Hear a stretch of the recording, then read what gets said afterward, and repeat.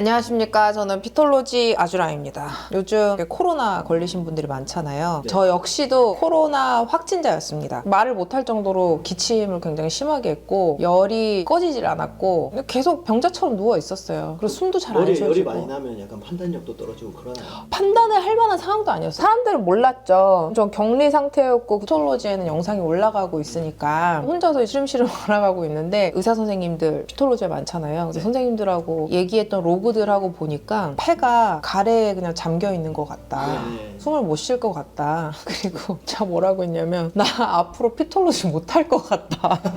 내 인생 끝난 거 아닐까? 그러니까 질문한 게 이런 거였어. 머리에 열이 나면 판단력이 떨어지냐는 말이 저런 생각이 드냐는 질문이었어. 걱정이 되니까 다 의사 선생님들이니까 연락을 꾸준히 하셨더라고요. 아프냐 물어보면은 아프다 얘기를 하면 되잖아. 근데 선생님들한테 이제 피톨로지 못 하겠다. 나는 이해해요. 독감만 걸려도 저는 열이 심해서 정상적인 사고가 안 되더라고요. 어쨌든 격리 기간 내내 정신이 좀 흐릿한 상태였고 아팠던 기억밖에 안 나고 그러면은 남는 시간이니까 평소에 보고 싶었던 드라마도 보고 영화도 보고 그럼 되잖아요. 근데 평소에 그렇게 재밌었던 것들도 아무것도 집중을 못 해가지고 그때는 힘들다 슬프다 이런 생각도 안 들고 사람들한테 민폐를 끼치지 말고 살아 진짜.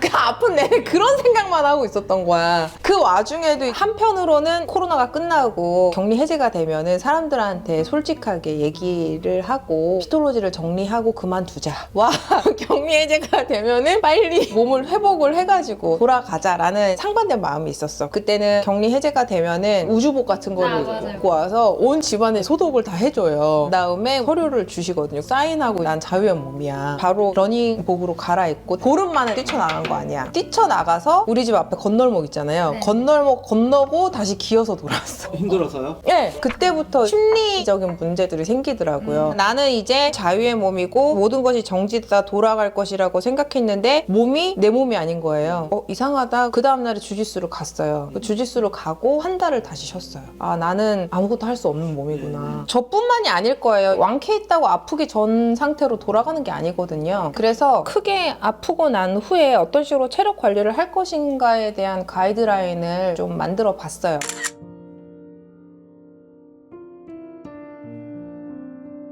피톨로지 안에 제일 흔한 게 뭐야? 의사랑 트레이너잖아. 모두가 다 공통된 의견이었어요. 코로나가 끝나고 나면은 조급한 마음에 비해서 체력이 완전 바닥이 됐잖아요. 따라주지 않는 몸 때문에 자괴감이 들기 시작하거든요. 몸 상태가 너무 떨어졌는데 그거를 감안하지 않고 아 나는 이제 끝났나? 나는 이제 회복이 안 되나 보다. 이제 여기서 끝인가 보다라는 생각이 들면서 존재에 대한 회의감이 들어요. 격리 상태일 때는 당연히 자기가 아픈 거니까 그걸 받아들이는데 격리가 끝난 후에는 이대로 괜찮은 거 맞냐고 이거 끝나는 거 맞냐고 난 근데 지금 계속 기침이 나오고 계속 너무 힘든데 나 이거 어떻게 해야 되냐고 호소하는 분들이 많았거든요. 무기력하고 피로감이 지속되는 거는 네가 이상한 게 아니라 몸에서 회복하고 있는 당연한 과정이다 라는 얘기를 해주고 싶어요. 당신이 게으르거나 잘못된 게 아니라 몸에서 조금 더 시간이 필요하다고 요청하는 자연스러운 회복 과정의 일부라고 받아들이는 게 필요할 것 같고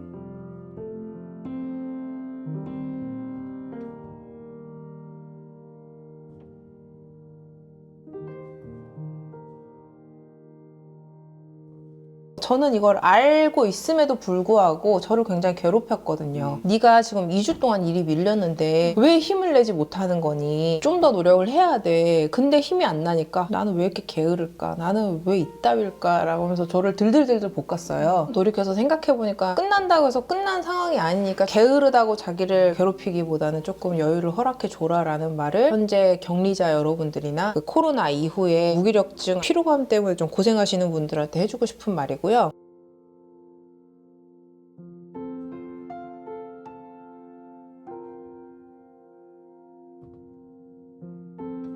가벼운 감기만 걸려도 눕고 싶고 세상만사가 귀찮잖아요. 이게 크게 아프고 나면은 무기력과 피로감을 많이 호소들 하시거든요. 근데 이게 뇌에서 이끌어내는 굉장히 자연스러운 생존 전략이거든요. 회복이 필요할 때는 제일 좋은 방법이 뭐예요? 에너지를 쓰면 안 돼. 가만히 있어야 되는데 마음이 신나고 설레고 흥분되면 어떻게 하겠어요? 바깥에 막 벚꽃이 우수수 잘생긴 남자가 막 안녕 하고 있어. 그럼 어떻게 나가야지. 나가고 싶잖아. 그치? 그러면 큰일 난단 말이야. 그래서 그래서 뇌에서 내리는 전략이 무기력이에요. 우리 몸에 내리는 일종의 지령 같은 거예요. 지금 움직이면 안 돼. 꼼짝 말고 가만히 있어. 회복을 도모하기 위한 가장 효과적인 전략이 무기력이기 때문에 우리가 크게 아프고 나면 자연스럽게 무기력증을 경험을 하게 되고요. 이 무기력 외에도 뇌에서 구사하는 자연스러운 어떤 전략들을 통해 가지고 우리가 코로나 이후에 어떤 식으로 몸을 관리해야 되는지를 한번 좀 짚어봤으면 좋겠어요.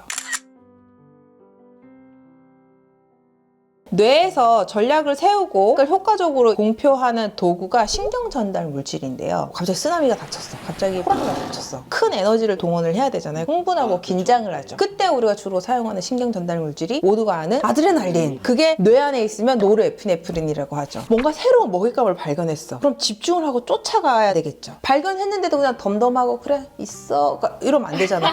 우와 대박 아싸 이렇게 돼야 되죠. 그때 뇌에서 쓰는 전략을 위해서 지휘하는 신경 전달 물질이 도파민. 그래서 도파민이 퍼지면은 기쁘고 설레고 집중을 할 수 있게 돼요. 누군가 사랑에 빠지면 걔밖에 안 보이고 나 너밖에 안 보여. 하루 종일 걔만 생각나고 설레고 두근대고 그런 게 도파민. 그러면은 또 다른 모드가 필요할 거 아니에요. 이제 세로토닌 얘기를 할 건데 세로토닌은 하는 역할이 되게 많아요. 세로토닌은 쓰는 데가 되게 많아요. 여기저기 소금 다치는 것처럼 세로토닌도 그런 역할을 해요. 근육 수축에도 관여하고 소화에도 관여하고 뇌에서는 이거저거 중재하는 역할들을 하거든요. 고삐를 조였다 풀었다 하는 것처럼 어떤 활동을 하고 생각을 할 때 악셀을 걸었다가 브레이크를 걸었다가 하는 조정자 역할을 세로토닌이 하거든요. 운동을 하면 세로토닌이 분비된다고 하잖아요. 산책하면 세로토닌이 분비된다고, 맛있는 거 먹으면 세로토닌이 분비된다고 하고, 더 활발하게 움직일 건지 좀 더 정적으로 있을 건지를 고정을 미세하게 쳐주는 역할을 세로토닌이 한다고 보면 돼요. 우울증이라고 하면 세로토닌 농도가 저하됐다고 많이 표현을 하잖아요. 세로토닌 농도 저하 자체가 우울감을 불러일으키는 게 아니라 목적이 있겠죠. 이런 전략을 구사해야 할, 좀 가만히 있어야 될 필요가 있을 때 뇌에서 자체적으로 세로토닌 농도를 낮춰서 우리를 가만히 있게 만드는 것도 유추해 볼 수 있는 뇌 전략이란 말이죠.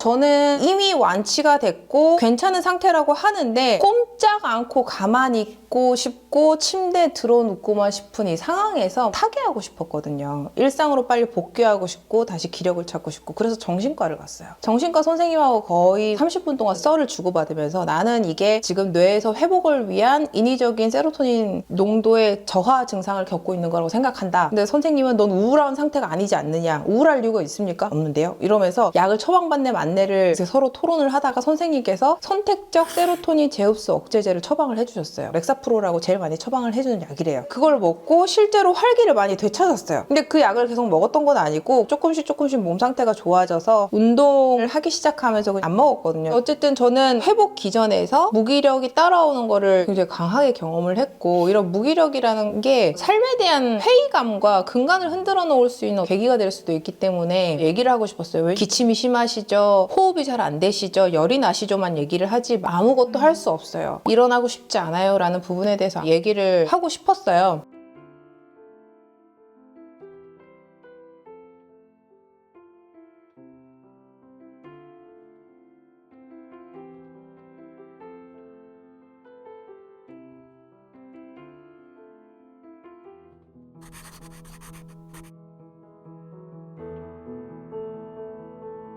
한 선생님이 얘기를 하는 게 비단 코로나뿐만이 아니라 암이나 큰 수술을 하고 난 후에 모든 사람들한테 적용이 되는 얘기일 거라고, 다 체력이 바닥에 나 있었을 거니까. 그래서 제가 가이드라인이 있는데요. 무작정 운동을 하는 게 아니라 세 가지를 기억을 하셨으면 좋겠어요. 병에 걸리기 전에, 큰 수술을 하기 전에 건강한 상태였어도 노화라는 흐름을 따라서 마이너스를 가고 있는 상황이었어요. 운동을 꾸준히 하고 있었다고 하더라도 운동을 하고 있지 않으면 또 마이너스로 가고 있겠죠. 한 가지가 더 추가가 됩니다. 질병이라는, 코로나라는 전투에서 승리를 했다고 하더라도 그 전투에 승리하기 위해서 몸의 모든 자원이 이미 고갈난 상태예요. 이렇게 마이너스에서 3콤보 마이너스가 난 상태가 우리의 몸 상태라는 걸 먼저 인정하고 수용하고 들어가야 된다는 거죠. 아프고 난 다음에 운동이 필요하지 않을까라는 정신이 들 정도면은 이미 굉장히 마음이 조급해진 상태예요. 그 조급한 마음이 들 때 사람들이 자신이 몸이 좋았었던 상태, 그때를 기준으로 복귀를 하려고 해요. 지금 상태에서 조금씩 나아져 볼까라는 생각을 하는 게 아니라 마음이 조급하고 쿵 떨어진 것 같으니까 다시 돌아가야 되는 거야. 뒤처졌다고 생각이 듭니다. 그렇죠. 뒤쳐졌다고 생각을 하니까 더 빨리 따라잡아야 되고 자기가 가장 영광스러웠던 몸이었을 때를 기준으로 돌아가려고 하는 거예요. 사실 내 상태는 더 내려가 있는 상태인데 격차가 더 벌어지고 괴리감이 더 커지니까 운동에서 멀어질 수밖에 없는 거죠. 과거의 영광은 과거로 남겨두고 예전의 상태로 복귀하는 게 아니라 좋지 않더라도 지금의 상태를 새로운 기준으로 잡고 바꿔야 돼요. 그러려면 지금 현재 여러분의 몸 상태를 인정하는 데서부터 들어가야 돼요.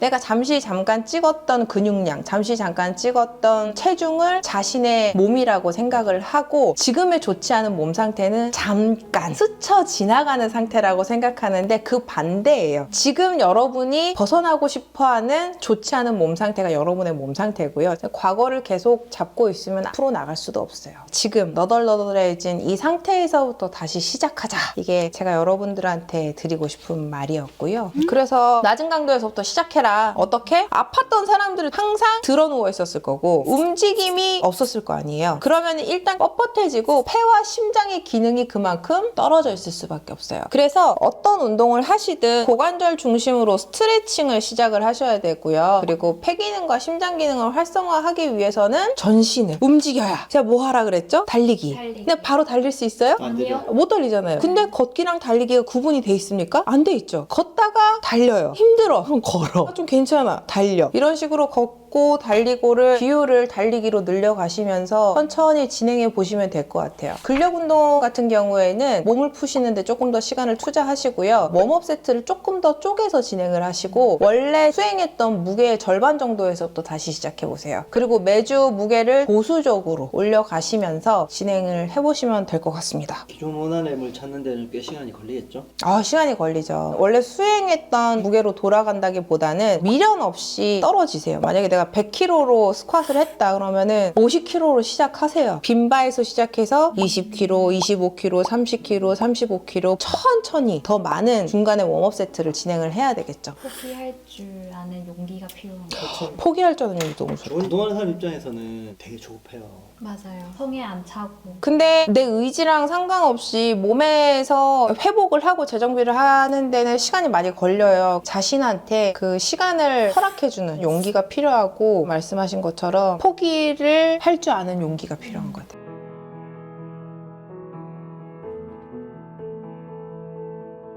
저는 생존 체력으로 히스톨로지를 시작을 했고 타이틀이 생존 체력이다 보니까 뭐 암 환자분들이나 굉장히 체력이 떨어지신 분들한테도 문의를 많이 받았고 그런 분들을 트레이닝을 하기도 했거든요. 마지막으로 드리고 싶은 말씀이 요즘 같은 경우에는 어린이, 노인, 환자 등등 전문 트레이닝도 세분화되고 늘어났잖아요. 개인으로서 이런 운동 서비스 제공에 세분화는 환영을 하는데 너무 전문적으로 가다 보니까 자신의 몸을 당연히 전문가한테 맡겨야 되는 거라고 생각하기 쉬운 것 같아요. 근데 자기 몸은 자기가 제일 잘 알거든요. 맞아요. 몸을 어떻게 다루는지를 배우고 나면은 그 어떤 트레이너보다 스스로가 자신에게 가장 좋은 트레이너가 될 수 있어요. 아프니까 큰 병에서 회복됐으니까 뭔가 특별한 전문가를 찾아가야 될 것 같지만 우리 모두가 나한테 꼭 맞는 전문가를 찾기도 힘들 뿐더러 그만한 비용을 그만한 시간을 감당할 수도 없을 수도 있어요. 요즘 시대가 진짜 좋은 시대거든요. 내 몸에 대해서 알고자 하고 운동에 대해서 공부하고자 하면은 너무나 널린 게 그 관련된 정보들이에요. 여유를 가져야 되는 시기인 만큼 좀 내려놓고 좀 더 공부하고 천천히 자기한테 적용을 해보고 자신을 관찰을 하면서 자기 몸에 대해서 배워가는 기회로 삼아보셔도 좋을 것 같다는 생각이 들더라고요. 속도를 늦추고 움직임에 하나하나 집중을 하다 보면은 여러분들이 그동안 목표했던 몸무게, 목표했던 근육량, 체지방량 때문에 스쳐 지나갔던 여러 가지 과정들이 좀 세밀하게 보이면서 자기의 몸을 좀 더 깊이 이해할 수 있는 기회가 될 수도 있을 것 같아요.